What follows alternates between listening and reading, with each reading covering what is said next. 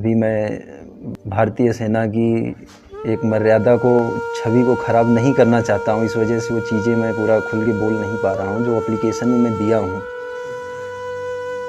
रक्षा मंत्री और राष्ट्रपति महोदय सबको मैं और अधिकारियों को भी दिया हूँ एप्लीकेशन। किस तरह का काम कराते हैं?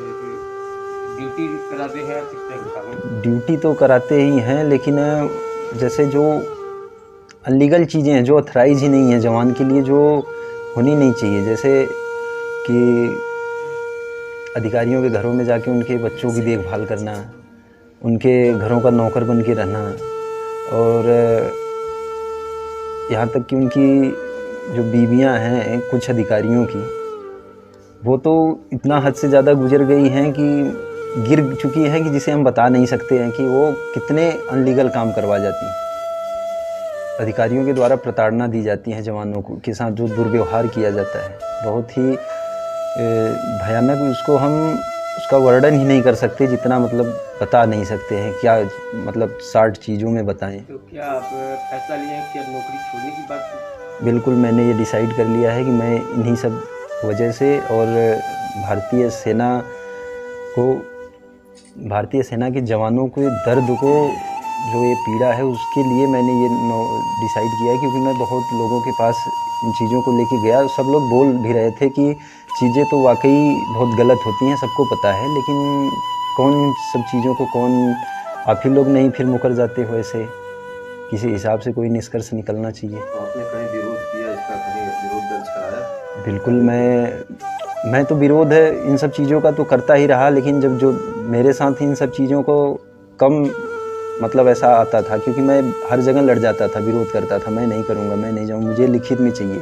कि सिपाही का यही काम होता है कि इनके घरों में जाना, इनका ये सब काम करना। लेकिन मैं ट्रेनिंग को लेके, जो हमारा कोर्स है, जो देश की सुरक्षा के लिए, जो आप सबकी सुरक्षा के लिए जो काम आने वाला जो चीज़ है, जो हमारी सिखलाई, जिसके लिए हम मतलब जिसकी नमक खा रहे हैं, जिसका रोटी एक तरह से जो भी कह लें, मैं इन चीज़ों के लिए लेके अधिकारियों के पास गया था। मैं बोला कि सर, जो हमारा कोर्स है, जो देश के काम आना है, वो तो होना चाहिए, लेकिन इन सब चीज़ों को लेके अधिकारी, जो वहाँ के मेन कमांडिंग ऑफिसर थे, जिनके मतलब उसमें उसके मुताबिक कराया जा रहा था, जो वहाँ के मेन मुख्य, उन्हीं के अंडर में सब कुछ होता है, तो उन्होंने सीधा मुझे बहुत ज़्यादा अपशब्द कहे। यहाँ तक कि तू प्रधानमंत्री का लड़का है, तू मुख्यमंत्री का लड़का कौन है, और तू सिपाही, तेरी औकात क्या है, तेरी औकात तू अपनी भूल गया, बहुत सब बातें बताएं। और यहाँ तक कि मुझे बोले, तुझे कहीं लायक, किसी लायक नहीं छोड़ूंगा, ना फौज लायक, ना ही सिविल लायक। क्या आप नौकरी छोड़ देंगे कि क्या करेंगे? मैं तो अभी क्या बताऊं, मैं ज़िंदा हूँ, मैं किसकी शुक्रिया अदा करूं। मैं इस मेरी बात को किसी पार्टी से ना जोड़ा जाए, लेकिन मैं, जो स्वर्गीय नेताजी ने जो कानून बनाया था एक, कि अगर कोई जवान शहीद होता है सरहद पे, तो उसकी डेड बॉडी घर आती है, उस वजह से मैं अभी आज ज़िंदा हूँ। वरना ऐसा प्लान तक बन गया था कि मैं वहाँ पे मार दिया गया होता कब का। लेकिन इन्हीं सब चीज़ों की वजह से मैं वहाँ से जान बचा के, कैसे तार फांद कर रात में वहाँ से किस हिसाब से वहाँ से निकल के आया था। तो जिसका मैं शिकायत किया अधिकारियों के पास, कई बार बताया, लेकिन कोई सुनवाई नहीं हो रही थी।